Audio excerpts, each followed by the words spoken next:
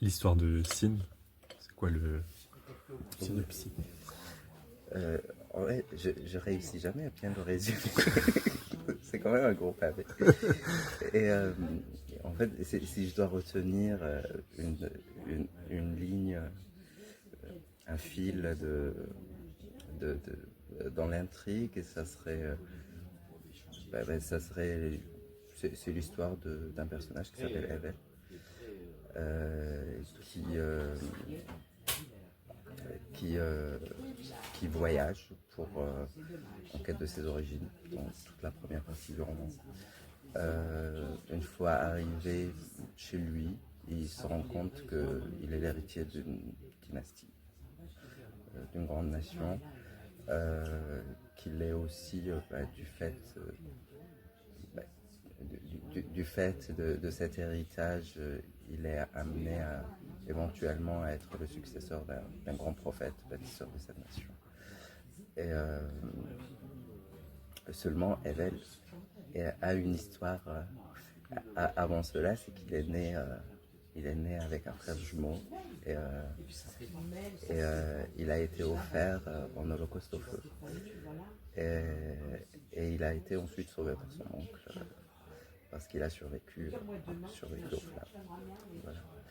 Et pendant toute l'intrigue, il recherche aussi la nature de sa relation, du lien qui l'unit à un personnage assez étrange, à l'aspect d'un animal, d'une gazelle à cornes uniques, qui s'appelle Sid, donc, qui donne son nom comme titre au roman. Et du coup, ça signifie quoi du coup Sin? Ça vient de... Sin, ça m'a été inspiré de. C'est le nom du dieu de la lune chez les Sumériens, les Akkadiens. Euh, et voilà, c'est lié au récit, donc si je l'explique, ça va gâcher une partie de l'intrigue. Mais voilà, y a une clé de lecture à découvrir dans le titre ici. Et, et c'est quoi ton rapport à la langue française? Pourquoi avoir choisi d'écrire en langue française? Alors, ça m'a valu une crise, cette question, quand on me l'a posée. Une crise existentielle. En fait, le français, moi, je considère que c'est ma langue, ça fait partie de mes deux langues, la Dalija, enfin trois, Dalija, arabe et classique et français. C'est pas vraiment un choix, c'est celle que je maîtrise le mieux, tout simplement. Je, je, je m'aventure pas dans la grammaire arabe. C'est trop compliqué, franchement. Et puis je crois que c'est lié au fait aussi que mon grand-père était francophone, mon père était francophone, enfin, mes parents étaient francophones. Et j'excellais en français parce que simplement ils n'étaient pas arabophones. Donc quand, quand on arrivait à l'aide aux devoirs, ils m'aidaient davantage dans les devoirs en français qu'en arabe. Et après, c'est lié à l'histoire. Hein. C'est lié à l'histoire commune. Et le fait que, pour moi, je, je vis les langues différemment, mais, mais elles ont. Je ne fais pas une forme de hiérarchisation dans mon rapport aux trois langues, que je considère quand même que Delta est une langue à part entière. Et, et autant je vibre différemment à, à la langue française et à la langue arabe, mais elles ont le même poids. Ce qui est intéressant, c'est par exemple, dans Sin, il a fallu transformer la langue française pour pour qu'elle ressemble à une langue de l'Antiquité. Et, et ça a été compliqué. Par exemple, juste un exemple des choix que j'ai dû faire, c'est d'enlever le vouvoiement, parce que je trouvais que c'était absurde. que ça n'existait pas à l'époque. Donc c'est très particulier à la réalité francophone aujourd'hui. Et, et, euh, et comment dire, et pour réussir un petit peu à donner cette connotation antique, ce souffle antique à la langue française, j'ai relu tout l'Ancien Testament, les vieilles traductions, tout. C'est assez hard comme lecture. J'ai relu le roman de Renard aussi. Enfin, c'est le Moyen-Âge, mais je trouvais que c'est intéressant. C'est l'acte de se dire, ok, faut que j'écrive 200 pages. Ah, c'est compliqué. Surtout pas. Oh là là, c'est compliqué. Parce qu'il y a une démarche, une méthodo. Mais il faut en avoir envie déjà. Il faut avoir envie de tout ce temps de solitude. Et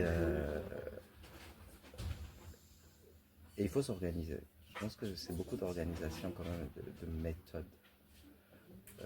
Moi, j'invente une méthode différente à chaque fois.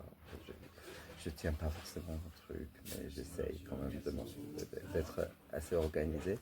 Ben, personnellement, à chaque fois que je commence un projet, je fais le chapitrage avec un synopsis détaillé chapitre par chapitre, vraiment. Et ensuite, comme ça me donne une idée globale de dans quelle direction va mon récit. Ensuite, je m'y tiens pas forcément. Je change plein de choses parce que ce qui peut paraître un détail, a priori, devient quelque chose d'important par la suite. Ou après, au bout d'un moment, les personnages vivent leur vie en fait. Ils sont un peu indépendants de nous. Et moi, je fais un peu le rapporteur, c'est tout. Et donc, ça, c'est une méthode comme une autre. Après, il y en a qui vont beaucoup s'appuyer sur le personnage, il y en a qui vont avoir un personnage plutôt effacé au profit d'un récit plus contemplatif, par exemple, ou autre. Et personnellement, je trouve que travailler son personnage de façon très profonde est très complexe. En fait, créer un personnage complexe nous facilite le travail par la suite parce qu'il y a une forme de logique sociale, psychologique qui va l'amener à un parcours qui va amener le récit avec les interactions des différents personnages entre eux et tout. Après, ça reste de la technique aussi. Les gens qui se mettent au travail sans se dire, enfin, en se disant que j'y vais un peu freestyle, je déconseille quoi. Lisez de la théorie littéraire, un petit peu. Et il ne faut pas avoir peur d'imiter les auteurs qu'on aime bien. Tant qu'on ne tombe pas dans le plagiat.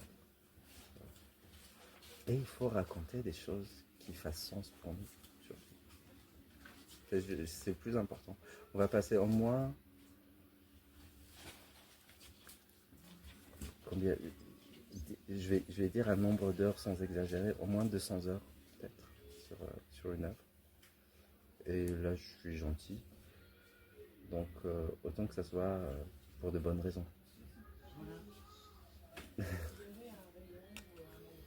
Je fais pas de jeu enfin, je travaille pas forcément la langue, tout. Vraiment, je raconte. J'aime bien raconter. Un peu comme ce que faisaient nos ancêtres, vraiment de prendre un récit, de le raconter dans les contes berbères ou les contes soufis, justement. Je m'inspire un petit peu de cette manière, le côté un petit peu oral aussi. Donc voilà. Et du coup, c'est quoi tes projets pour la suite? Est-ce que tu as d'autres projets littéraires? Oui, oui, évidemment. Là, j'ai fini un deuxième roman qui... je répète. On va le refaire. Alors, est-ce que tu as des projets littéraires? Oui, j'ai fini un deuxième roman. En fait, je l'ai fini il y a 2 ans. Généralement, je mets beaucoup de temps pour sortir un roman. Je fais une relecture au bout d'1 an, et puis je le laisse tranquille, et puis je relis. Et ensuite, là, j'ai commencé un petit peu à réfléchir.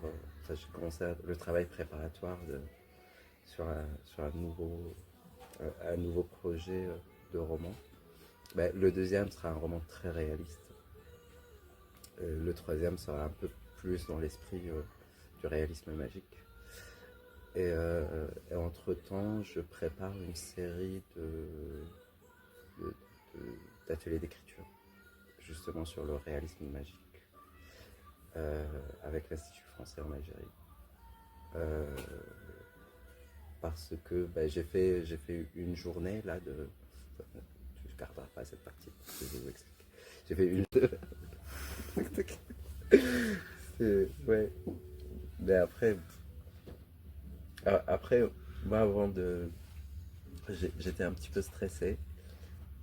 Et avant de partir, il y a un proche qui m'a dit de toute façon, sois toi-même, parce que si tu as le prix, c'est pour ta personne aussi qu'on te récompense. Donc j'ai été moi-même jusqu'au bout. Et tout le monde était mort de rire. Mais ça descendait un peu l'atmosphère parce qu'il n'y avait que des généraux et tout.